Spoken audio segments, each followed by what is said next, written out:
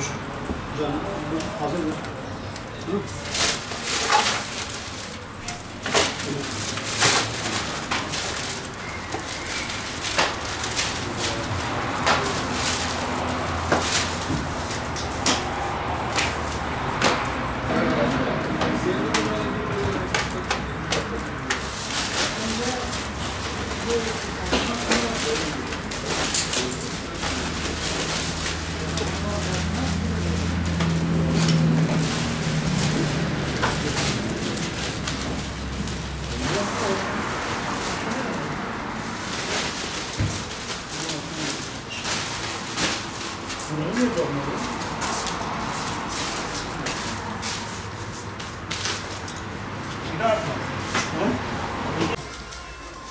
Çocuklar hoş gelmişsiniz.